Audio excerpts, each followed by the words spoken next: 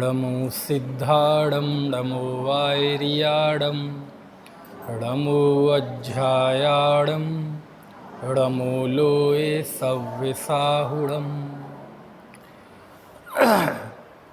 अनन्तधर्मणस्तत्त्वं पश्यन्ति प्रत्यगात्मनः अनेकान्तमयी मूर्तिर्नित्यमेव प्रकाशताम् अर्हन्त भासि यत्थं गणहरदेवे हि गन्थियं सम्मं प्रणमामि भक्तियुक्तो सुदृढाणमहोदधिं शिरसा।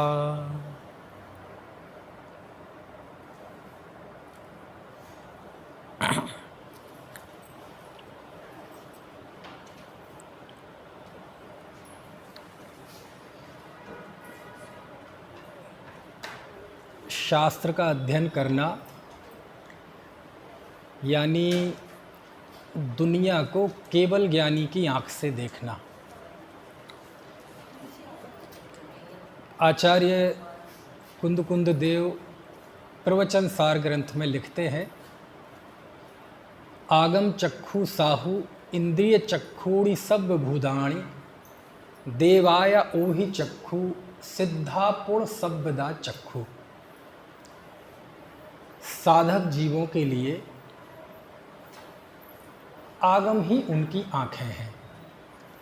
जैसे दुनिया के जीव इन आँखों से देखते हैं, शरीर और पुद्गलमयी रचना से दुनिया को देखते हैं, लेकिन साधक जीव दुनिया को आगम की चक्षुओं से देखते हैं। क्योंकि जब जब हम इन आँखों से, इंद्रियों से दुनिया का निर्णय करते हैं तो हम बहिरात्मा बन जाते हैं। क्योंकि यदि इन इंद्रियों से पूछा जाए कि दुनिया कितनी है, तो इंद्रियां तो कहेंगी दुनिया उतनी ही है जितना मैं जानती हूँ। जैसे आप आँखों से पूछें कि दुनिया कितनी है, तो आँखें ये कहेंगी कि ये काला, नीला, पीला, लाल, सफ़ेद, ये जो रूप, रंग, आकार, छवियाँ, चित्र ये जो दिखाई दे रहे हैं, बस ये ही दुनिया है। क्यों? क्योंकि इससे ज़्यादा उसका विषय नहीं है। कुएं की मेंढक है बेचारी।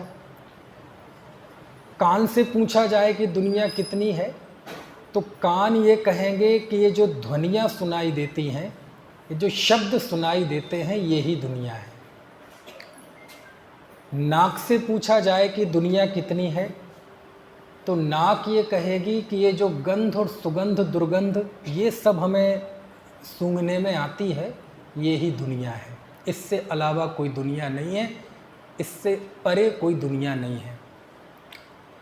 यदि आप जीवान से पूछेंगे, जिह्वा से, कि दुनिया कितनी है, तो जिह्वा ये कहेगी कि खट्टा, मीठा, कड़वा, कषायला, तीखा, सब्जी, रोटी, पराठे, कचौड़ी, बस ये दुनिया है। इससे अधिक दुनिया नहीं है। क्योंकि कुएं की मेंढक है, कुएं का मेंढक ये समझता है कि दुनिया कितनी, बोले बस ये जितना कुआं दिखाई दे रहा है, बस यही दुनिया है। यदि स्पर्शन इंद्रिय से कहा जाए कि दुनिया कितनी है, तो स्पर्शन इंद्रिय कहेगी ये तो ठंडा, गरम, रूखा, चिकना, कड़ा, नरम, हल्का, भारी, बस ये ही दुनिया है। क्यों? क्योंकि स्पर्शन इंद्रिय का इससे ज़्यादा विषय नहीं है।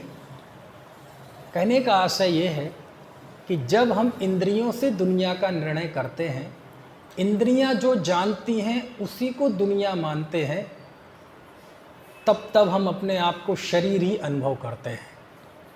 तब हम अपने आप को रूपी जानते हैं। तब तक हम यही मानते हैं कि जो दिखता है, जो सूंघने में आता है, जो छूने में आता है, बस यही संसार है। इससे परे कोई अरूपी सत्ता नहीं है, कोई आत्मिक सत्ता नहीं है। और जब ऐसा हम मानते हैं तो हमारे सारे प्रयत्न इसी ज़िंदगी के लिए चलते हैं कि जैसे ये शरीर है, जब तक ये शरीर है तब तक हमारा जीवन है। तो हमारी सारे प्रयत्न काय के लिए होंगे? इस शरीर के लिए होंगे, है ना। और इससे आगे हमारी सोच, इससे आगे हमारा है ना दृष्टिकोण, इससे आगे हमारा चिंतन नहीं पहुंच पाता। यही कारण है कि कुंद कुंद देव ने क्या लिखा कि साधक इन आँखों से नहीं देखते, साधक आगम की चक्षुओं से देखते हैं, साधक आगम के चश्मे से देखते हैं। और फिर आगम बताता है कि ये इंद्रियां दुनिया में जितना जानती हैं इतनी ही दुनिया नहीं है। दुनिया में अनंत जीव हैं, उससे अनंत गुने पुद्गल हैं, उससे अनंत धर्म है, अधर्म है, आकाश है और असंख्यात काल है। ये कौन बताता है? ये इंद्रियां नहीं बताती, ये आगम बताता है, ये हमें शास्त्र बताते हैं, क्योंकि शास्त्र सर्वज्ञ की वाणी है। अभी हमने जब मंगलाचरण बोला तो जो मंगलाचरण किया उस मंगलाचरण में भी उद्देश्य छुपा है। उसमें जिनवाणी की वंदना की गई कि क्या है जिनवाणी। तो मैंने बोला अरहंत भास्यत्थम, अरहंत देव के द्वारा भाषित, गणहर देवे ही गंथियम सम्मम, गणधर देवों के द्वारा गुथित, पड़मामी भक्ति जुत्तो सुदृणाण महोदहिम सिरसा। अरहंत के द्वारा कहा हुआ है ना, गणधर देव के द्वारा गूथा हुआ, ऐसे श्रुत ज्ञान रूपी समुद्र को मैं वंदना करता हूँ। और दूसरे मंगलाचरण में और बोला मैंने, अनंत धर्मणस तत्वम पश्यन्ति प्रत्यगात्मनः, अनेकांतमयी मूर्तिर नित्यमेव प्रकाशताम। ये मंगलाचरण आचार्य अमृतचंद देव का है, समय सार की आत्मख्याति टीका का। उसमें आचार्य कहते हैं कि ये अनेकांतमयी मूर्ति नित्य प्रकाशित रहे। नित्य प्रकाशित रहे यानी हमारे दृष्टिकोण में, दुनिया के दृष्टिकोण में, साधकों की दृष्टिकोण में ये जो अनेकांतमयी दृष्टि जिनेंद्र देव ने बताई है, ये हमेशा उनके जीवन में बनी रहे, चिंतन में बनी रहे, ऐसी भावना पूर्वक उन्होंने मंगलाचरण किया है ना। तो बात कहाँ आ गई कि सारी दुनिया को आगम की चक्षु से देखो, क्योंकि यदि हम इन इंद्रियों से अपने आप को देखेंगे तो फिर हम चार्वाक बन जाएंगे। और चार्वाक तो आप जानते हैं किन्हें कहते हैं, सुना है? दुनिया में जैसे जैन दर्शन है, जैन धर्म है, ऐसी एक चार्वाक धर्म है और उनका मूल सूत्र है यावत् जीवे सुखम जीवेत ऋणम कृत्वा घृतम पिबेत भस्मीभूतस्य देहस्य पुनरागमन कुतः। कि जब तक जियो सुख से जियो, उधार लेकर घी पियो, है ना। यावत् जीवम सुखम जीवम, यावत् जीवे सुखम जीवे, ऋणम कृत्वा, ऋण उधार लेकर, घृतम घी पिबेत पीना चाहिए। क्यों? भस्मीभूतस्य देहस्य, ये देह तो भस्म हो जाती है, पुनरागमन कुतः, कौन सा इस दुनिया में दोबारा आना है। इसलिए जब तक जियो उधार लेकर घी पियो, मौज करो। अब कोई कह सकता है साहब कि उधार लेकर मौज क्यों करें, मेहनत से करेंगे ना। बोले मेहनत करके क्या होगे, दुखी होगे, इसलिए ज़्यादा मेहनत करने की ज़रूरत नहीं है, उधार ले लो, उधार लेकर मौज करो। साहब जिससे उधार लिया है कभी वो मांगेगा, फिर क्या करेंगे, तो दूसरे से लेके उसको दे दो, फिर वो मांगेगा तो क्या करेंगे, तीसरे से लो के उसके दे दो। जैसे भी करो मौज करो, समझ में आया ना। और फिर कहते नहीं नहीं नहीं साहब, यदि ऐसा करेंगे तो हमने सुना है कि जो व्यक्ति उधार लेकर मरता है वो अगले जन्म में झोटा बनकर, बैल बनकर, घोड़ा बनकर उसे बोझ ढोकर चुकाना पड़ता है। तो कहते कोई पुनर्जन्म नहीं होता। नहीं साहब, ऐसा करेंगे तो भगवान हमें माफ़ नहीं करेगा। बोले भगवान नाम की कोई चीज़ नहीं है दुनिया में। नहीं साहब, जो भी हो, मेरा आत्मा गवारा नहीं करता। किसने कहा आत्मा नाम की चीज़ दुनिया में होती, कहाँ है, दिखाओ। नहीं साहब, हमने सुना है यदि ऐसा करेंगे तो नरकों में जाना पड़ेगा, स्वर्ग नरक नाम की कोई चीज़ नहीं होती। समझ में आया ना। यदि हम इंद्रियों को ही परमार्थ मान के चलेंगे कि हम जो इंद्रिय से जानते हैं वो ही दुनिया में है, तो फिर हमारी प्रवृत्ति ऐसी हो जाएगी। अच्छा, ये चार्वाक रहते कहाँ हैं, कौन से देश में रहते हैं, कौन से प्रदेश में रहते हैं, कौन से शहर में रहते हैं, खतौली में कहाँ रहते हैं, कौन सी गली मोहल्ले में रहते हैं। कहते चारबाकों का कोई देश नहीं है, कोई राज्य नहीं है, कोई मोहल्ला नहीं है, कोई गली नहीं है, और वो सर्वत्र रहते हैं। हम सब चारवाक हैं।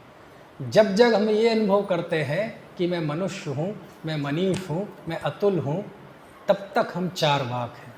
जब तक इंद्रियों की खाया और उसमें ऐसा लगता है यही परमार्थ है, यही वास्तविक सुख है, ये भोजन पान करना, रहना, लोगों के साथ मिलना, यही सुख है। और जब ऐसा माना तो हम ही चारवाक हैं। जब हमारी पूरी प्रवृत्तियाँ, सारी कोशिशें, सारे प्रयत्न केवल इसी जीवन के लिए होते हैं, ऐसा लगता है कि बस ये जीवन चला जाएगा, इसके बाद दुनिया में कुछ नहीं है, यहीं जीना है, यहीं मरना है, यहीं जो कुछ करना है कर लो, छल से, बल से, कैसे भी करके यहाँ सफलता प्राप्त कर लो। शरीर जाए तो जाए, देवशास्त्र गुरु जाए तो जाए, धर्म जाए तो जाए, पैसा कमा लो। और जब ये प्रवृत्ति होती है तो हम ही चारवाक होते हैं। चारवाक मतलब एक साइकोलॉजी, चारवाक मतलब एक बहिर्मुखता, चारवाक मतलब एक सोच। और ये कहाँ होती है? ये किसी नगर और शहर में नहीं होती, ये सबके अंदर होती है। जो भी जीव स्वयं को आत्मा नहीं देखता, जो जीव स्वयं को शुद्धात्मा नहीं देखता, वो सब चारवाक है। क्यों? क्योंकि आखिर माना तो उसने रूपी पदार्थ का ही अस्तित्व ना, अरूपी का अस्तित्व स्वीकार नहीं किया। और बस चारवाक यही तो कहता है कि बस रूपी जो दुनिया है बस यही है, अरूपी कोई सत्ता नहीं है। समझ में आया ना? तब जाके साधक कहते हैं, आचार्य कहते हैं कि दुनिया को आगम रूपी आँखों से देखो, आगम चक्षु से देखो। आगम आपको बताएगा कि आपका अस्तित्व क्या है, आप कब से हो, वर्तमान में किस स्थिति में हो, भविष्य में कहाँ जाओगे, कौन बताएगा? ये आँखें बताएंगी, ये नाक बताएगी, ये कान बताएंगे, अखबार बताएंगे, पत्र पत्रिकाएं बताएंगी, ये शास्त्र बताएंगे। क्योंकि शास्त्र मतलब सर्वज्ञ देव की वाणी। समझ में आए ना?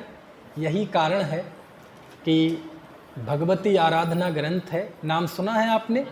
आचार्य शिवकोटि महाराज का ग्रंथ है भगवती आराधना। उसके 156 नंबर की गाथा में आचार्य महाराज लिखते हैं, आज से लगभग 1900 साल पहले उन्होंने लिखा, कंठ गदे ही विपाणे ही साहुणा आगम दोदु का दब्बो। क्या अर्थ हुआ? आपको पता है भगवती आराधना क्या है? भगवती आराधना यानी मृत्यु पर लिखा गया दुनिया का सबसे पुराना ग्रंथ। क्या कहा? भगवती आराधना यानी मृत्यु पर लिखा गया दुनिया का सबसे पुराना ग्रंथ। मृत्यु पे भी ग्रंथ लिखे जाते हैं, हाँ लिखे जाते हैं। कहाँ लिखे जाते हैं? जैन धर्म में लिखे जाते हैं। क्यों? क्योंकि हमारे यहाँ मृत्यु एक खास महत्व रखता है। क्योंकि जब हमारा जन्म होता है तब तो हम बिल्कुल नियति के दास होते हैं कि नहीं? हमें कुछ दिमाग नहीं रहता, सोचने समझने की शक्ति नहीं रहती, है ना? उस समय तो हम नियति के दास होते हैं, हमारे हाथ में चीज़ें नहीं होती। हम कौन होंगे? मनुष्य होंगे कि त्रेंच होंगे कि देव होंगे कि नारकी होंगे? हम सब मनुष्य हुए। तो आपसे कहा गया था कि बताओ क्या होना चाहते हो, आपको ऑप्शन दिया गया हो मनुष्य, त्रेंच, देव, नारकी, फिर आपने टिक मारा हो कि हम मनुष्य होना चाहते हैं। ऐसा कुछ हुआ था क्या? बस जो जैसा होना था सो हो गया। मनुष्य में भी आप पुरुष हुए, आप स्त्री हुए, तीसरे भी हैं, तो किसकी इच्छा से हुए? तो जब हम जन्म के समय तो बिल्कुल कर्म के अधीन थे, नियति के दास थे।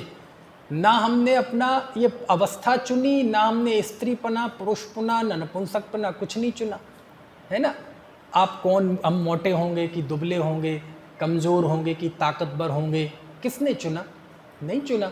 यदि ऐसा चुनने की कोई व्यवस्था होती तो दुनिया में लूले, लंगड़े, बहरे होते क्या? जन्म से लूले हो जाते हैं, लंगड़े हो जाते हैं, यतीम हो जाते हैं। अरे ऐसे बच्चे होते हैं कि वो पैदा ही नहीं हो पाते और पेट में मार दिए जाते हैं। तो उस समय तो हम बिल्कुल नियति के दास होते हैं कि नहीं? हमारे हाथ में कुछ नहीं होता है। ऐसा होता है कि नहीं है? आप देखो दुनिया में जाएंगे तो देश क्या पूरे विश्व में लाखों हॉस्पिटल्स हैं ऐसे, और है ना, जिन माँ बाप ने उसको पैदा किया उस बच्चे को ही पेट में मरवा दिया जाता है और उसे एबॉर्शन करके वो सुबह उस बच्चे की बोटियाँ पड़ी रहती हैं बाहर कूड़े के ढेर में और कुत्ते चाटते हैं। तो उस समय तो बिल्कुल नियति का दास होता है, उसके हाथ में कुछ है ही नहीं। क्यों? ना उसने अवस्था चुनी, ना माँ बाप चुने, ना भाई बहन, कुछ नहीं चुना, बस जो जो जैसी स्थिति बननी थी सो बन गई। समझ में आए ना? आप बताओ, आप में से किसी ने चुना है? जब हम मनुष्य हुए तो आपको एक मतलब कोई था ऑप्शन आपके सामने? और यदि ऐसा कोई ऑप्शन होता तो नरक तो खाली हो जाता कि नहीं? क्यों? क्योंकि नरक कौन जाना चाहेगा? कुत्ते बिल्ली गाय भैंस, ये त्रेंच अवस्था, त्रेंच पर्याय तो खत्म हो जाती, क्योंकि कोई नहीं होना चाहता। कोई नर नारकी नहीं होना चाहता, कोई पशु नहीं होना चाहता। दो ही गति बचती, मनुष्य और देव। और मनुष्य और देव भी चुनने की बारी आती तो ज़्यादातर लोग देव चुनते, मनुष्य नहीं चुनता, क्योंकि मनुष्य के कष्ट हम जानते नहीं क्या आप सब सब देव बनते। और देव में भी कोई भवनवासी नहीं बनता, कोई व्यंतर नहीं बनता, कोई जोशी नहीं बनता, सब कौन बनते? वैमानिक बनते। ये क्यों बता रहा हूँ मैं? लेकिन ऐसा होता कहाँ है? यदि ऐसा होने लगे तो हम मान लेंगे कि हाँ, हमारी इच्छा के अनुसार होता है। तो हम यहाँ माँ के गर्भ में आए, हम मनुष्य हुए, ये अपनी इच्छा से नहीं हुए। अच्छा, कैसा शरीर होगा आपने चुना क्या? नहीं चुना। आपने माता पिता चुने क्या? नहीं चुने। और माता पिता चुनने की कोई व्यवस्था होती तो उस बच्चे वो माता पिता चुनते क्या कि जिनने पैदा किया उन्हें ही पेट में मार दिया? आपको पता है भारत में तो अभी कोई ऐसा जनसंख्या की पॉलिसी नहीं है, लेकिन चाइना में एक बच्चे का नियम था, अब 2 का हो गया पिछले 1-2 सालों से। लेकिन वहाँ लोग मनुष्यों का मांस खाते हैं, और जितना ताज़ा मनुष्य होता है उतना महंगा। यहाँ हॉस्पिटल में पैदा हुआ और 10 मिनट में वो रेस्टोरेंट पहुँच जाता है और ओवन में रख देते हैं, 10 मिनट बाद लोगों की थालियों में होता है। अब आप देखो, वो थाली में रखे हुई बोटी उस बच्चे से पूछते कि बेटे तुम कैसे माता पिता चाहते थे? तो वो कहता हमें एक बार गरीब माता पिता मिल जाएं, चाहे भिखारी मिल जाएं चाहे, लेकिन हमें ऐसे रईस ज़्यादा नहीं चाहिए। समझ में है ना? तो कहने का आशय ये है कि गर्भ में आते ही व्यक्ति उस समय तो बिल्कुल बदहाल रहता है, उस समय तो बिल्कुल नियति का दास रहता है। कर्म के उदय से जो जो अवस्था, जो जगह, जो स्थान, जो माता पिता, जो भाई बहन मिलना होते हैं मिल जाते हैं। बात समझ में आ रही कि नहीं? इसलिए हमारे यहाँ जन्म को ज़्यादा महत्व नहीं दिया, क्योंकि जन्म जो हुआ उस समय आपका कोई पुरुषार्थ नहीं चलता। अब बताओ, आपने ये सब किया तो आपने ना ये मनुष्य अवस्था चुनी, ना माता पिता चुने, ना जन्म स्थान चुना, ना शरीर चुना। क्योंकि शरीर भी चुनते तो सब गोरे बढ़िया कामदेव की तरह सुंदर होते, लेकिन कहाँ होते हैं? लूले लंगड़े बहरे काले कलूटे, हाथ अगरबत्ती पैर मोमबत्ती, एक आंख से काणे, नाक बहरी कान बहरा। कैसे कैसे अरे ऐसे ऐसे जीव पैदा होते हैं, थोड़ा सर्च करो। एक धड़ दो सिर, एक सिर दो धड़, कैसे कैसे बड़े ऐसे कि बच्चे देख के डर जाएं। किसकी इच्छा से होते हैं? क्यों? क्योंकि जन्म के समय नियति के दास होते हैं सब, उस समय चीज़ें हमारे हाथ में नहीं रहती। समझ में आ रही बात की नहीं? मैं एक बार यहाँ गया, अहमदाबाद से 150 किलोमीटर दूर एक जंगल में, आदिवासी इलाका है, वहाँ जंगल में एक स्थान है चिंतामणि पार्श्वनाथ, एक तीर्थ है छोटा सा, बिल्कुल जंगल में। तो वहाँ मल्हाड़ मतलब मुंबई, वहाँ के कुछ भाई हैं, 300-400-500 लोग, वो हर मई के महीने में वहाँ शिविर लगाते हैं। और बिल्कुल जंगल है, वहाँ कुछ नहीं है, तो सारे शोरगुल से बच के 7 दिन वहाँ रहते हैं। मैं भी गया शुरुआत में, 2 साल गया लगातार। तो यहाँ दिल्ली से, उस समय मैं खतौली में ही था, बिल्कुल शुरुआत की बात है। तो यहाँ से दिल्ली से बैठा ट्रेन में, सुबह अहमदाबाद उतरा, मई का महीना, गर्मी के दिन। और अब चूँकि वहाँ जब 10 बजे उतरा तो वहाँ से फिर 150 किलोमीटर और है आगे। तो रास्ते में एक हिम्मतनगर है, हिम्मतनगर शहर है गुजरात का। तो उसके एक श्रेष्ठी थे, उनका नाम था हसमुख भाई, वो वहाँ के कार्यकर्ता थे। तो वो मुझे रिसीव करने आए थे यहाँ अहमदाबाद। अब 150 किलोमीटर, 3-1 घंटे तो लगेंगे पहुँचने में, क्योंकि पूरा अहमदाबाद निकलना, भारी भीड़। तो रास्ते में हिम्मत नगर पड़ता है, तो उन्होंने सोचा कि यहाँ अब चूँकि काफ़ी कल के चले हैं और जाके फिर तुरंत व्याख्यान करना था 2:30-3 बजे, तो वहाँ रुके हिम्मत नगर में उनके घर पे। बोले यहाँ से नहा धो के दर्शन करके खाना आना खा के फिर चलेंगे। तो बस शुरुआत में ड्राइंग रूम में बैठा, बैठने के बाद थोड़ी सी फॉर्मेलिटियाँ हुई, औपचारिकताएँ हुई। उसके बाद फिर कहा कि आप नहा लीजिए पंडित जी। मैंने कहा ठीक है। तो मैं जब उठ के जाने लगा दूसरे कमरे में, तो एक कमरे में मेरी निगाह पड़ी और वो नज़ारा इतना ख़तरनाक था, छोटा बच्चा कोई होता तो एकदम चीख निकल जाती उसके मुंह से। मैं क्या देखता हूँ कि एक पलंग पे एक 13 साल का बच्चा पड़ा हुआ था। उसकी उम्र तो जब उनने बताई तब पता चली, उस समय नहीं पता थी।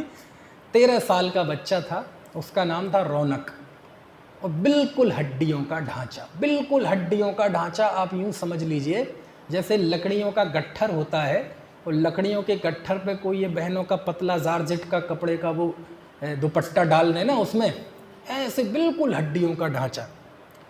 तो वो मेरी जिज्ञासा समझ गए, 2 मिनट बैठे ज़रा, तो बोले देखो बेटा पंडित जी आए हैं।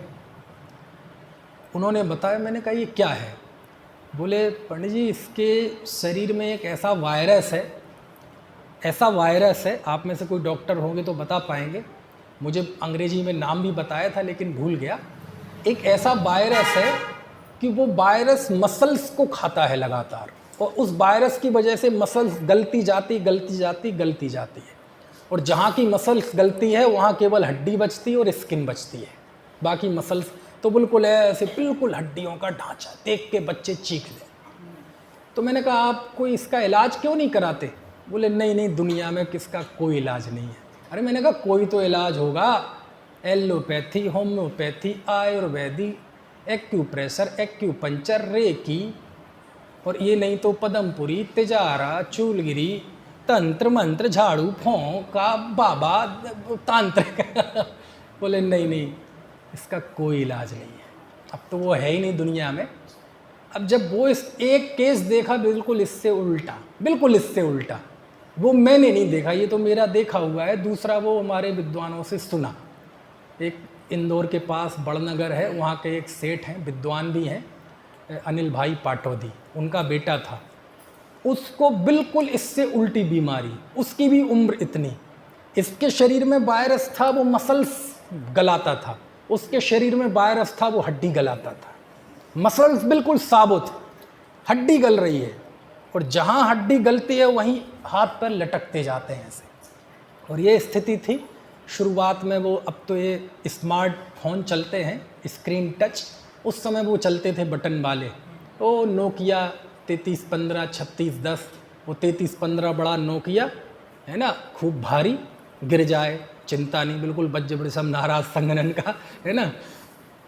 तो उसमें फास्ट डायलिंग का एक ऑप्शन होता था, यानी जैसे आपने 1 नंबर बटन पे आपने अपने पापा का नाम फिक्स कर दिया, तो आप 5 सेकंड ऐसे दबाए रहेंगे, 2-3 सेकंड, तो अपने आप वो 1 नंबर पे जो आपने सेट कर रखा है वो नंबर डायल हो जाता था। कान में ईयरफोन लगा है, हाथ में मोबाइल है, वो फास्ट डायलिंग में दबा देता है। पापा फ़ोन उठाते हैं, पापा पानी पीना है, पापा करवट दिला दो, ऐसे उसका जीवन चल रहा था। और जहाँ हड्डी गल रही वहीं ऐसे, जहाँ की हड्डी गल रही वो यहाँ लटक जाता, ऐसे कर करके। तो वो ये इसका कोई इलाज क्यों नहीं कराते? बोले नहीं दुनिया में इसका कोई इलाज नहीं है। नहीं कोई तो होगा, allopathy, homeopathy, ayurvedic, acupressure, acupuncture, reiki, और ये नहीं तो फिर चूलगिरी, पदमपुरी, झाड़ फूंक, तंत्र मंत्र, बाबा, तांत्रिक, ओरछा। कहते नहीं इसका कोई इलाज नहीं, कुछ तो होगा। बोले दुनिया का कोई डॉक्टर इलाज कर तो दे, हम तो उसे सारी संपत्ति दे देंगे और हम दोनों मियाँ बीवी उसके घर में झाड़ू पोंछा करेंगे जिंदगी भर, कोई हमारे बेटे को ठीक कर तो दे। लेकिन नहीं हो सकता। अब हुआ क्या, संयोग से उसको वैसा शरीर मिला और हमें थोड़ा ठीक ठाक मिल गया, तो हम थोड़े इतराने लगे, है ना, थोड़े अहंकार में आ गए, और ऐसा लगने लगा कि बस यही जीवन सब कुछ है, यही शरीर सब कुछ है। उसको वो शरीर मिला था अपनी इच्छा से मिला था। अब तो दोनों ही बच्चे नहीं हैं, इच्छा से मिला था उसे, कहाँ मिला था? वो तो उसकी कुंडली में उस समय जब वो पैदा हुआ था तब उसके शरीर की ये स्थिति तय थी कि बोले हमें बहुत समय पहले पता चल गया था कि इस शरीर के वायरस है। आज नहीं पता चला, 5-6 साल पहले पता चल गया था। लेकिन कुछ नहीं कर सकते, हम रोज़ अपने बच्चे को मौत के मुंह में जाते हुए देख रहे हैं। ना ये कुछ कर सकता है, ना मैं कुछ कर सकता हूँ। अरे मैं नहीं, दुनिया की कोई ताकत कुछ नहीं कर सकती। तो किसने चुना है? तो मैं ये बताना चाहता हूँ कि जब हमने पिता नहीं चुने तो जाति मद कैसा, जब माता नहीं चुनी तो कुल मद कैसा, जब शरीर नहीं चुना तो रूप मद कैसा, बल मद कैसा। तो ये सारी जो चर्चाएं हैं ये शास्त्रों में, जिनागम में, उदय आदि की बातें आई हैं। तो ये कहीं ना कहीं चोट करती हैं कि नहीं करती हैं? तो मैं क्या बता रहा था ये कि जिस समय हमारा जन्म हुआ उस समय तो हम पूरी तरीके से नियति के दास रहते हैं। उस समय हमारे हाथ में चीज़ें नहीं रहती। लेकिन जब हम पूरा जीवन जीते हैं और मौत के करीब जाते हैं तो जिन धर्म कहता है अब मौत तुम्हारी कैसी हो, मृत्यु तुम्हारी कैसे हो, इसमें तुम्हारा पुरुषार्थ काम करेगा। क्योंकि जन्म के समय तो नियति के दास थे, सोचने समझने की शक्ति नहीं थी, हाथ पैरों में ताकत नहीं थी। लेकिन अब तुम जीवन जी चुके हो। अब जीवन के अंतिम समय में तुम कैसा जीवन चाहते हो, जीवन की संध्या कैसी चाहते हो, शाम कैसी हो तुम्हारी, है ना, देह छूटते समय तुम कैसे रहो, कैसे मृत्यु के सामने अडिग खड़े रहो, इसकी कला उस ग्रंथ में बताई है जिस ग्रंथ की मैं बात कर रहा था। कौन सा ग्रंथ है? भगवती आराधना। समझ में आया ना कि एक साधक जीव कैसे वह मुनि की समाधि का वर्णन है, मुख्य रूप से कैसे वह समाधि अंगीकार करते हैं उसका गजब वर्णन है, गजब वर्णन है। क्यों बता रहा हूँ मैं ये सब? केवल इसलिए कि हमारे अंदर पढ़ने की, शास्त्रों को हाथ में लेकर विधिवत पढ़ने की एक आदत विकसित हो, एक मन में भाव आए। समझ में आया? क्योंकि एक बात बिल्कुल साफ है, एक जीवन का एक ऐसा मौका आता है, ना रुपए पैसे काम में आते हैं, ना दोस्त यार काम में आते हैं, ना परिवार काम में आता है। उस समय यदि आपने जिन वचन पढ़ रखे होंगे, गाथा सूत्र श्लोक ये पढ़ रखे होंगे, जीवन में सीख रखे होंगे, तो वही काम में आते हैं। जिनवाणी वो माँ है जो मृत्यु की आखिरी, है ना, घड़ी तक, आखिरी क्षण तक साथ नहीं छोड़ती, वो बाकी सब छोड़ के चले जाते हैं। तब जाके शिवकोटि महाराज ने लिखा उसमें, कंठ गदे ही विपाणे ही साहुणा आगम दोदू का दब्बो, कि कंठ में प्राण आ जाए, हलक में जान आ जाए। कंठ में प्राण आ जाए मतलब कंठ गदे ही विपाणे ही, हलक में जान आ जाए, उस समय भी साधु को आगम का सेवन करना चाहिए। किस समय? प्राण बिल्कुल ये आ गए, बस मौत आने वाली है, छूटने वाली है, उस समय साधक जीव श्रुत समुद्र में से चुना हुआ कोई एक श्लोक, कोई एक गाथा, कोई एक सूत्र, कोई एक पद का स्मरण करते करते उस जीव की समाधि हो जाती है। ऐसा शिवकोटि महाराज लिखते हैं। समझ में आए ना? तो ये जिन वचन जीवन भी संभालते हैं, मृत्यु भी संभालते हैं। इसलिए क्या करना चाहिए? क्यों बता रहा हूँ मैं? क्यों बता रहा हूँ मैं? इसलिए कि ताकि हम जिन वचनों से जुड़ें। मेरा ये आकलन है, पूरे देश में जाता हूँ तो काफ़ी समय से जाना आना कम है, डेढ़ कोरोना काल में। तो मेरा एक आकलन है कि जिन वाणी के श्रोता तो तैयार हो रहे हैं, सुनने वाले, लेकिन जिन वाणी के पाठक तैयार नहीं हो रहे, जो स्वयं हाथ में शास्त्र लें और स्वयं पढ़ें।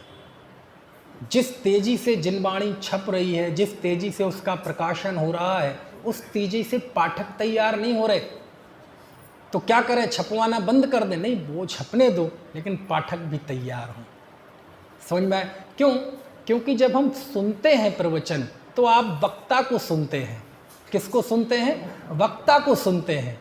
लेकिन आप जब स्वयं शास्त्र पढ़ते हैं तो आपकी सीधी बातचीत आचार्यों से होती है। आपके और आचार्यों के बीच में कोई नहीं होता। पढ़ाने वाला, प्रवचन करने वाला, व्याख्यान करने वाला, उसके मन में तो कोई छल भी हो सकता है, उसके मन में तो कोई भय, आशा, स्नेह, स्पृहा भाव भी हो सकता है, दूसरे भाव भी हो सकते हैं। वो तो गलत व्याख्या भी कर सकता है, वो तो समाज का माहौल देख के दूसरी तरह की बातें भी कर सकता है, मिलावट कर सकता है कि नहीं? लेकिन जब आप स्वयं जिनवाणी पढ़ेंगे तो वहाँ मिलावट की गुंजाइश नहीं होती। क्यों? क्योंकि आचार्य हैं और आप हैं, आप दोनों के बीच में आपको गुमराह करने वाला कोई नहीं है। क्योंकि ऐसा क्यों होता है? यही शास्त्र हैं, सब वही शास्त्र पढ़ते हैं, वही गाथा पढ़ते हैं, लेकिन सबकी व्याख्या अलग अलग क्यों है? इसलिए क्योंकि सबकी नीयत अलग अलग है। समझ में आया ना? इसलिए श्रोता तो तैयार हो रहे लेकिन पाठक तैयार नहीं हो रहे। इसलिए मैं जहाँ भी जाता हूँ, अब वो आज भाई साहब ने जिक्र छेड़ दिया कि हमें जिनवाणी पढ़ने की प्रेरणा मिले, ऐसा व्याख्यान करो, इसलिए और ये सब बातें निकल रही है। नहीं तो होगा क्या, यदि हमने पढ़ना बंद कर दिया तो देखो पुरानी पीढ़ी को तो ये पता था कि ये शास्त्र नहीं है, ये भगवान है। क्योंकि तीर्थंकर परम पिता की बिछोह में उनकी आज नहीं है ना, तीर्थंकर देव परम गुरु, वही हमारे पिता हैं, धर्म पिता। तो उनके विरह में यही जिनवाणी माँ ने हमें परवरिश की है। तो पुराने लोगों को तो कम से कम ये पता था, थोड़ा पढ़ रहे ज़्यादा पढ़ रहे, लेकिन ये पता था कि ये भगवान है, भगवान की वाणी है। लेकिन चूंकि पढ़ने से दूर होते गए तो अब ये स्थिति आ रही कि आगे आने वाली पीढ़ी को ये पता ही नहीं क्या चीज़ है। और वहाँ पिता माता की श्वास छूटी और उनके बेटे सबसे पहले घर से बाहर कोई निकालते हैं तो सबसे फालतू चीज़ है। और उनके लिए सबसे फालतू चीज़ें कौन सी होती हैं? वो शास्त्र सबसे फालतू चीज़ें होती हैं। वो जाके दीपावली की सफाई के नाम पे कबाड़ी को बेच देते हैं और वो कबाड़ी के जरिए फिर वो कागज़ बाज़ार में आ जाता है और उस पर समोसे रख के खाते हैं और उस वो कागज़ पे लिखा रहता है णमो अरहंताड़म णमो सिद्धाड़म णमो आयरियाड़म। ये स्थिति क्यों? आप देखना अभी दीपावली के कबाड़ियों के जाना, शास्त्र के शास्त्र मिल जाएंगे। ऐसा क्यों होता है? क्यों मंदिरों में देश के है ना हजारों मंदिर में लाखों करोड़ों की तादाद में छपे हुए शास्त्र दीमक खा रहे हैं? उन्हें कोई पढ़ने वाला नहीं, देखने वाला नहीं, उनकी सुरक्षा करने वाला नहीं। शुद्ध पंचमी के एक दिन कहीं व्यवस्था हो तो धूप दिखा दी। क्यों दिखानी? क्यों होता है ऐसा? क्योंकि हमने पढ़ना बंद कर दिया।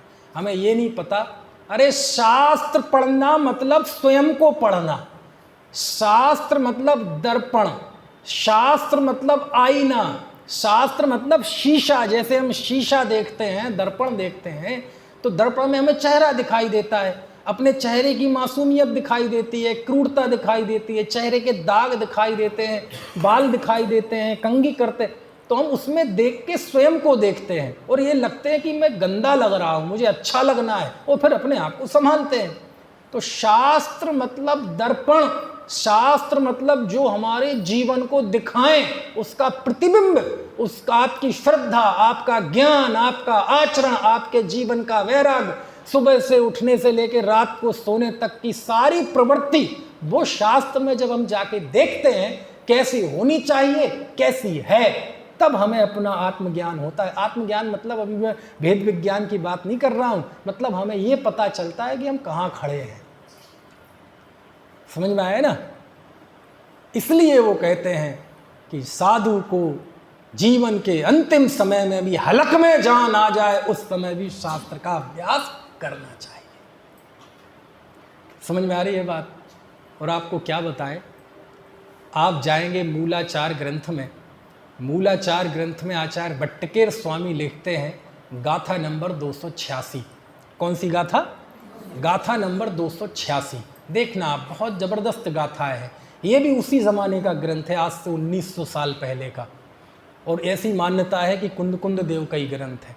उसमें वो लिखते हैं विणेण सुदमदीधम जदभिपमादेण होदिवे सरिदम तमुट्ठावधि पर भवे केवलणाणम च आवहदी। समझ में तो नहीं आया अभी? नहीं, इतने आसानी से नहीं आना चाहिए, मज़ा नहीं आएगा। नहीं तो इतने आसानी से समझ में आ जाए कोई, थोड़ा कोशिश करो, है ना। विणेण सुद मदीधम, विनय से किया गया श्रुत का अभ्यास। कैसे किया गया? देखा देखी नहीं, कुल परंपरा से नहीं, नियम ले लिया इसलिए नहीं, बस पढ़ना है इसलिए नहीं, कुलाचार के तौर पे नहीं, विनय से, आत्महित की भावना से, समर्पण भाव के साथ।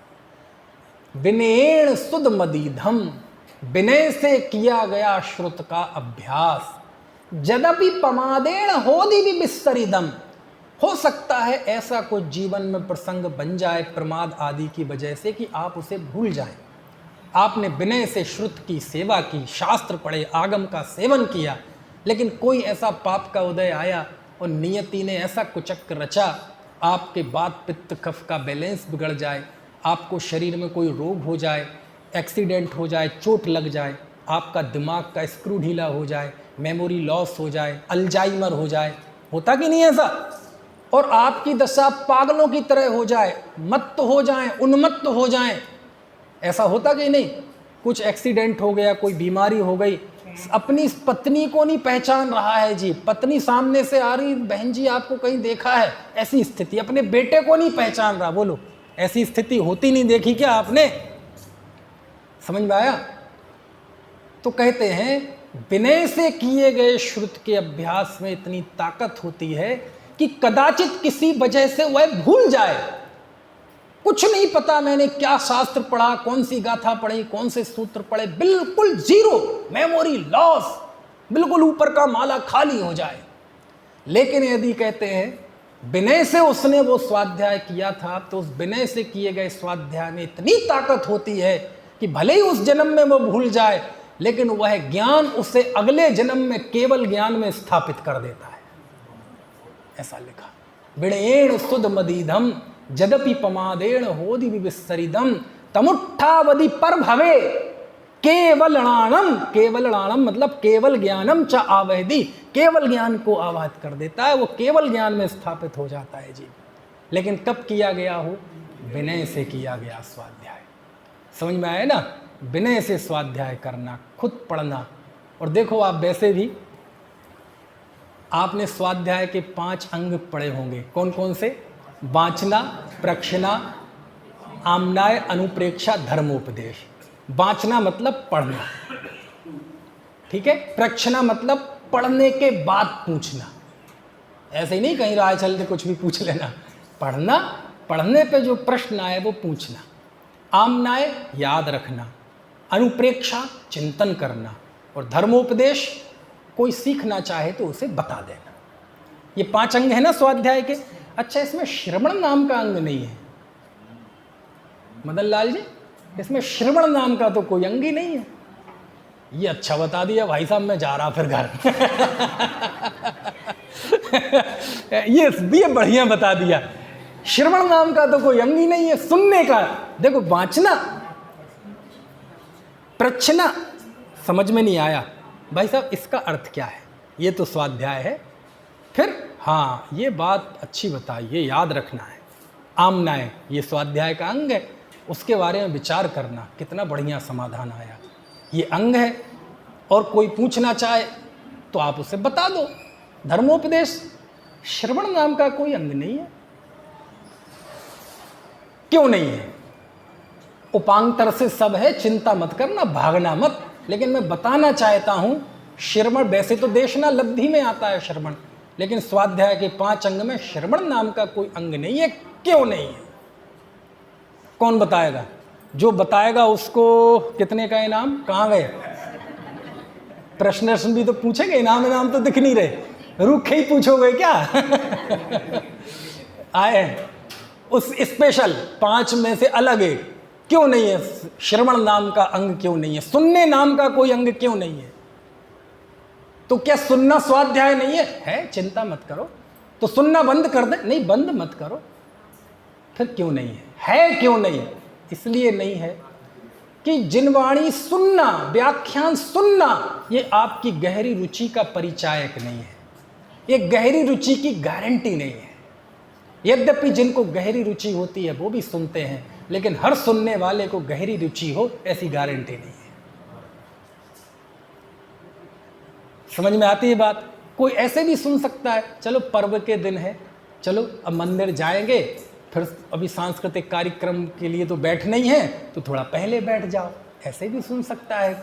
कोई कौतूहल बुद्धि से भी सुन सकता है कि कोई बड़ा वक्ता आया है, पंडित जी चलो देखते हैं क्या, क्योंकि व्यक्ति वक्ता को सुनता है, जिनवाणी नहीं सुनता, तो इस कौतूहल से सुन सकता है। कोई इस कौतूहल से सुन सकता है कि चलो बुढ़ापा है, थोड़ा 2 वचन कानों में पढ़ेंगे। ये सब कंडीशनल चीज़ें हैं। ये आपकी गहरी रुचि की परिचायक नहीं है।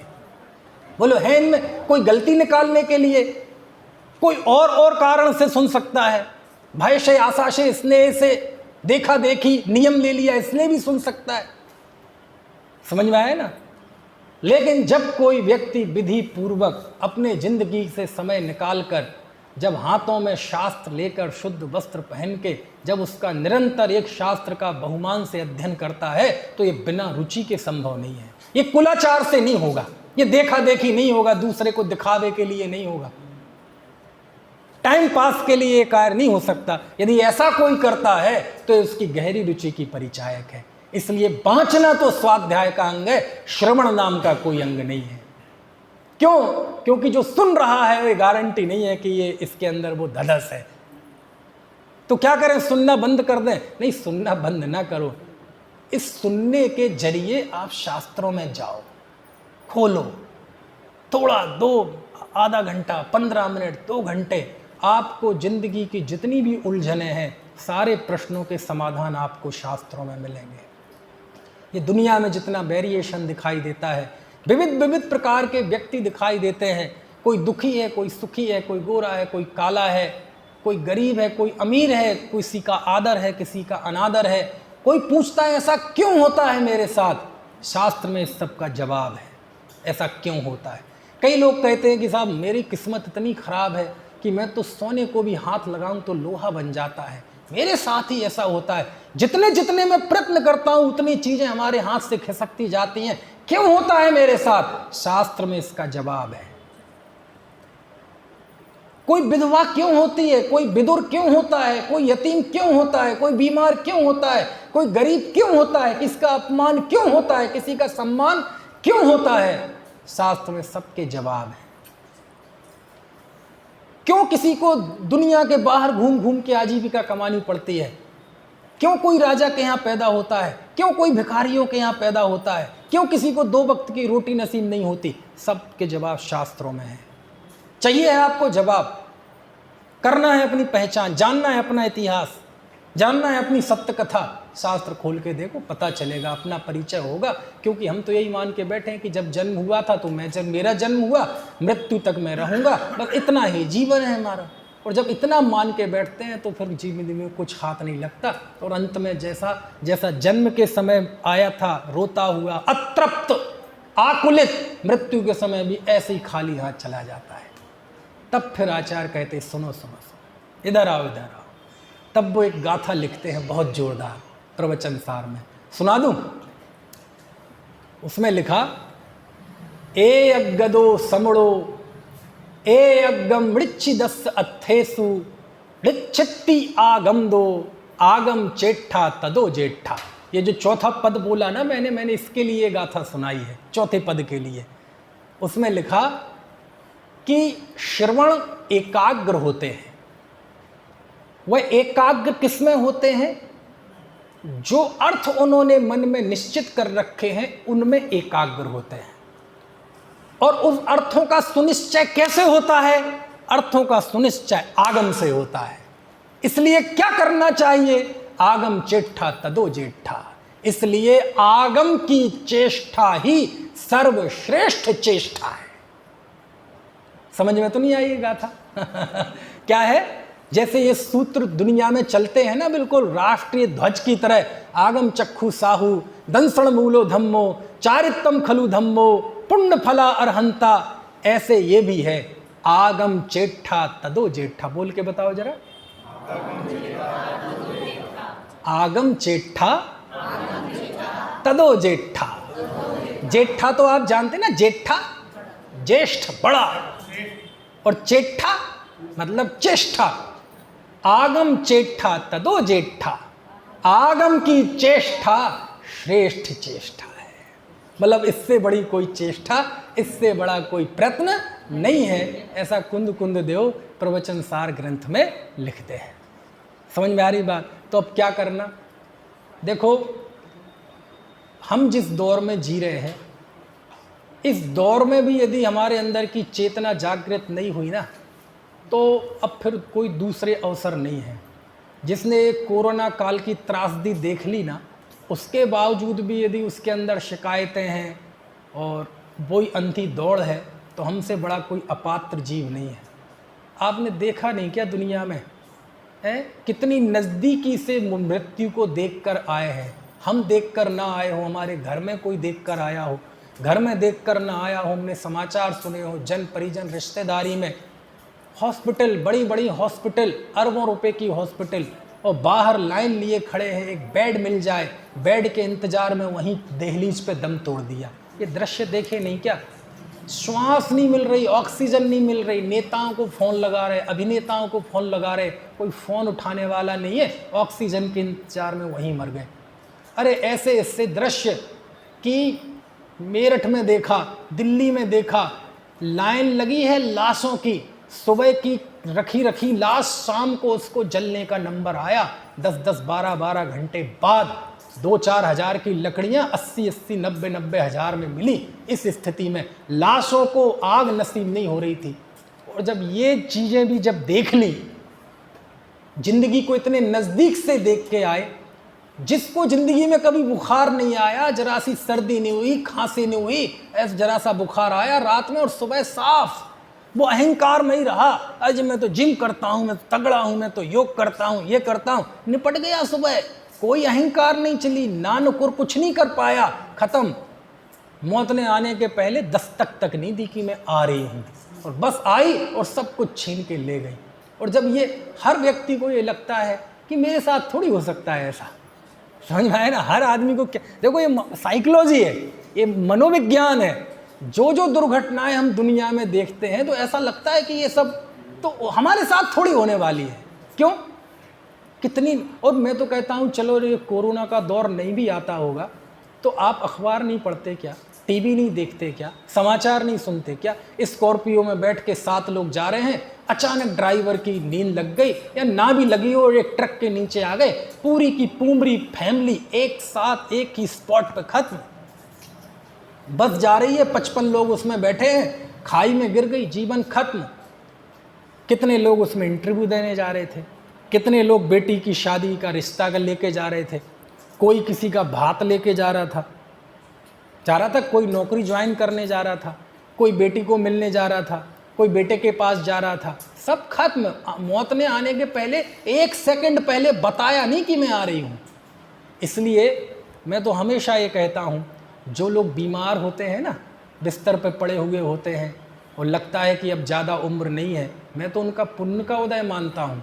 कम से कम मौत कह के आ रही है, मैं आ रही हूँ, दस्तक दे के कॉल करके आ रही है, आपका अपॉइंटमेंट लेके आ रही है कि मैं आ रही हूँ। अब जितना समय है इस बीच तुम अपने आप को संभाल लो, जीवन भर में जो सीखा है ना, जो भी तुमने कमाया है उसकी पोटली बांध लो, समेट लो। होता नहीं है जैसे कहीं जाते हैं तो हम पोटली बांधते हैं, सारे पैसे रुपए पैसे इकट्ठे करके जाना है भैया, तो कहते इस पोटली की बात नहीं है, ये संस्कारों की पोटली। आपने जो जीवन में सीखा है, पढ़ा है, सुना है, दर्शन किए, अभिषेक किया है, पूजा किया है, तीर्थ यात्राएं की हैं, उससे जो जो भी ज्ञान वैराग्य सीखा है उस पोटली को बांध लो। समझ में आया ना? क्यों? क्योंकि मैं आऊंगी, ना नुकुर नहीं कहूंगी, बस मैं तो आऊंगी और जैसे बिजली चमकती है ना, वो बिजली चमकते ही बस खत्म, ऐसे मैं आऊंगी और सब खत्म। उसके पहले तुम पोटली बांध लो, जो जो तुम ले जाना चाहते हो उसको रख लो। कम से कम जिन लोग बीमार हैं उनको कम से कम ये मौका तो मिलता है, नहीं तो आँख खोल के देखते हैं तो रोज़ हज़ारों जीवों को तो मौका ही नहीं मिलता। खत्म, घर से निकले थे लौट के नहीं पहुँचे, मैं ही अभी घर से आया हूँ, लौट के पहुँचूंगा कि मुझे नहीं पता। रात में सोएंगे तो सुबह होगी पता नहीं है, किसी को नहीं पता, हो जाती है ये और बात है। क्यों? क्योंकि पूरे शरीर में लाखों किस्म की कोशिकाएं हैं, ये एक हृदय है, एक किडनी है, ये लीवर है, ये अमाशय है, पित्ताशय है, ये सारी चीज़ें जुड़ी हुई हैं, कनेक्शन। और इतने सालों से, यहाँ 60 साल वाले भी हैं, 70 साल वाले भी हैं, ज़्यादा वाले भी हैं, ये मशीन चल रही है, इसमें आश्चर्य है। ये किसी दिन रुक जाए इसमें क्या आश्चर्य है? ये मशीन है ना, ये पंखे हैं, ये कोई अनंत काल तक चलते हैं। लेकिन ये शरीर 70-80 साल से चल रहा है, ये लाखों कोशिकाएं, सारे हृदय सब आपस में मिले हुए हैं, आँख नाक कान, ये आश्चर्य की बात है। ये किसी दिन रुक जाए, इसमें क्या आश्चर्य की बात है? आपको बात समझ में आ रही कि नहीं? क्या आश्चर्य की बात है?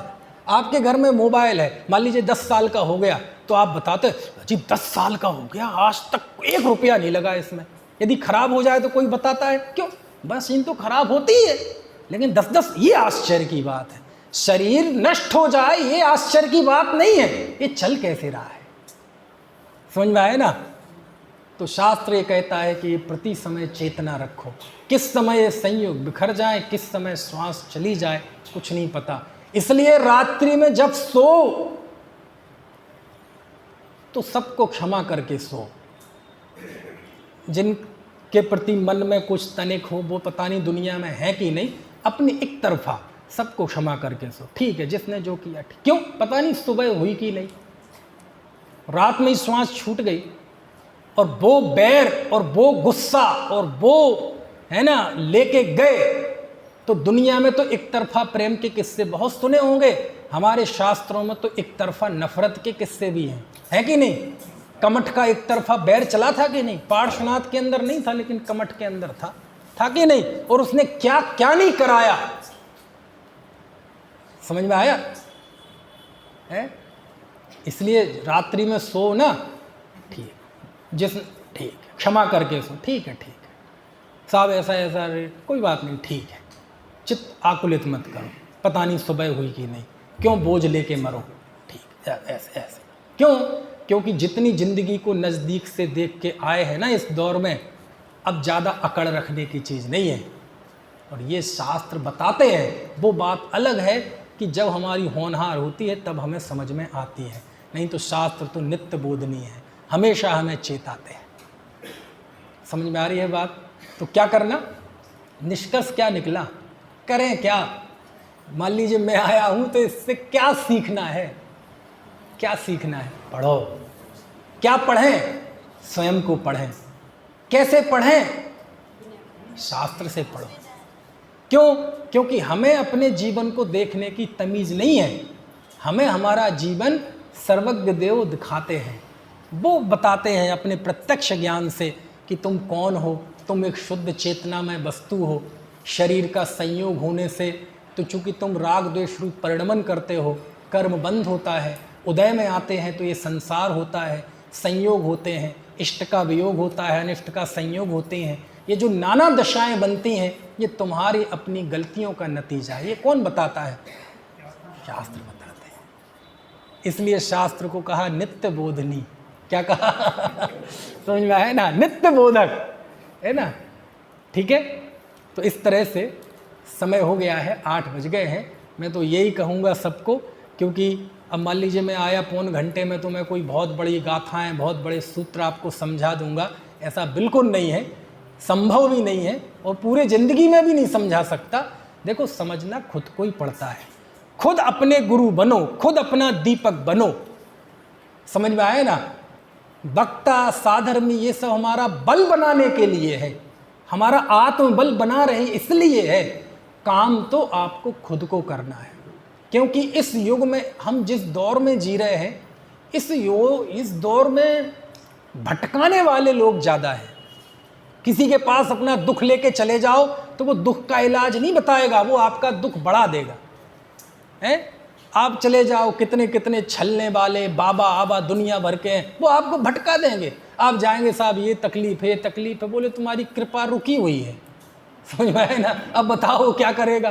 तो कैसे रुकी हुई है? बोले समोसा खाते हो? बोले हाँ खाते हैं। कहाँ से? लाल चटनी से कि हरी चटनी से? बोले लाल चटनी से। हरी चटनी से खा, तेरी कृपा वहीं रुकी हुई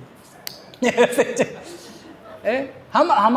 अब उसको तो हम हंसी करते हैं, अरे हम सब में ही वही बाबा है।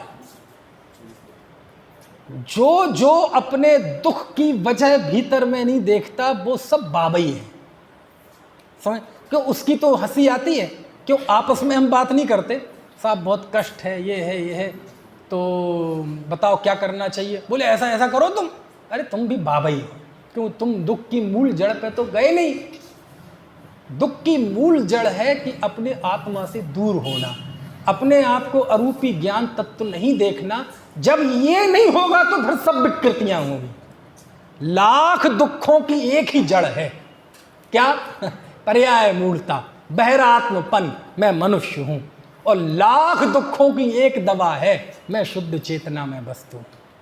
बस इतना ही मुक्ति मार्ग है और इतना ही संसार मार्ग है, इतना ही दुख है और इतना ही सुख है। जिन धर्म क्या है? एक लाइन में जिन धर्म है। समझ में आया ना? एक लाइन में जिन धर्म है, मैं शुद्ध चेतना में वस्तु हूं। बस जैन धर्म समाप्त। इससे सारी दुनिया, सारे शास्त्र पढ़ लो और अंत में पहुंचना इसी निष्कर्ष पर पड़ेगा। और वहां नहीं पहुंचे, सब पढ़ लो, कुछ नहीं पहुंचे। और वहां पहुंच गए तो कम पढ़ा, ज्यादा पढ़ा, वो सब बराबर हो गया। समझ में आए? लेकिन ये सब दृष्टिकोण तब आएगा जब जिनवाणी से जुड़ेंगे। तो हम तो आपसे यही अपील करेंगे कि जीवन में जो कुछ भी है, सबसे बड़ी कोई चीज़ यदि अपने को बनाओ, जिनवाणी। सब कुछ खत्म हो जाए लेकिन हमारे आँखों से ये जिनवाणी के वचन ना आउट ऑफ साइट ना हो। पढ़ते रहो रोज रोज, कभी ऐसा कोई भी दिन ना रहे जिस दिन जिनवाणी। सुनने की बात नहीं कह रहा हूँ मैं, बार बार काय की बात कर रहा हूँ? पढ़ने की बात। सुनने के तो नहीं सुने तो सुनने का निषेध नहीं है, लेकिन मैं कंपैरिजन कर रहा हूँ। किसमें? सुनने में और पढ़ने में। कई जीव होते हैं बेचारे भोले भाले, आंखें काम नहीं करती, बहुत अधिक बुद्धि नहीं है, पढ़ नहीं पाते, तो सुनने में भी बहुत अच्छा है, कोई दिक्कत नहीं है। लेकिन सुनते तो आप हैं ही ना, हम तो इससे ऊपर ले जाना चाहते हैं। समझ में है ना? मान लीजिए कोई ऐसा होता सुनते ही नहीं है तो हम कहते सुनो भैया, लेकिन आप सब सुनते तो हैं ही ना, सुनते नहीं होते तो यहाँ क्यों बैठे होते? तब हमें एक कदम आगे की बात करना पड़ता है, पढ़ो। क्या करो? पढ़ो। क्यों? पढ़ने से ही जीवन सुधरेगा, दृष्टि सुधरेगी, आँखों के सामने जो छाया हुआ भ्रम का जाल है ना, ये तभी टूटेगा। क्यों? और शास्त्र पढ़ना मतलब, शास्त्र कैसे पढ़ना? बस आखिरी वाक्य बोलता हूँ, शास्त्र पढ़ना यानी स्वयं को पढ़ना। शास्त्र पढ़ने की मेथड क्या है, विधि क्या है? स्वयं को पढ़ना। शास्त्र क्या है? दर्पण है। दर्पण में क्या देखते हैं? हम अपना चेहरा देखते हैं और उस कमी को दूर करते हैं। शास्त्र के जरिए क्या देखना है? कमी देखना है और उसे दूर करना है ना? चलो बाकी की चर्चा फिर कभी, अभी का समय। कोई आपको प्रश्न हो तो पूछ लीजिए। क्या चीज? स्निग्ध मतलब राग। स्निग्ध यानी राग। स्निग्ध मतलब जैसे कि स्नेह, चिकनाहट। तो जैसे पुद्गल में चिकनाहट होती है, ऐसी जीव का जो राग परिणाम है उसे भी स्निग्धता कहते हैं। और यही कारण है कि जीव के राग द्वेष से कर्मों का बंध होता है, क्योंकि बंधन स्निग्ध और रुक्ष में होता है। तो जब पुद्गल के प्रसंग में कहा जाए स्निग्धता, तो वहाँ अर्थ होता है चिकनापन। ठीक है? रुक्ष और स्निग्ध। रुक्षता मतलब खुरदरापन और स्निग्ध मतलब चिकनापन। और जब आत्मा में कहा जाए स्निग्ध परिणाम, तो वहाँ स्निग्ध मतलब राग और रुक्ष मतलब द्वेष।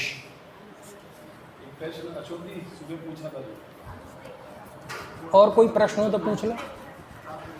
अनुप्रेक्षा मतलब, अनुप्रेक्षा, प्रेक्षा यानी होता है चिंतन, और अनु यानी बार बार चिंतन, उसको बोलते हैं अनुप्रेक्षा। एक सुबह प्रश्न आया था विधान के बीच में कि ये जो अनुदिश नहीं, नवग्रह के बाद अनुदिश दो भवतारी होती है। हाँ, दो भवतारी कैसे होती है? नहीं, दो भवतारी बता रहे। दो भवतारी मतलब सर्वार सिद्धि के तो अगले भव में जाने वाले होते हैं, लेकिन वहाँ से निकलकर वो मनुष्य में आते हैं और फिर से देव होते हैं। अच्छा। और फिर से मनुष्य होके जाते हैं। ऐसे उनको भी दो कहते हैं। उनको भी दो कहा जाता है, क्योंकि दो में से फिर वो एक ही गिन लेते हैं, अगला देव और ये देव, क्योंकि ये इसको नहीं गिनते, बोले ये तो हो ही गया। ऐसे। और कोई शंका किसी की? और कोई प्रश्न? मदन लाल जी ठीक हैं आप? स्वास्थ्य वगैरह? चलिए। आइए राजकुमार जी, 5 प्रश्न पूछेंगे आपसे। आज का व्याख्यान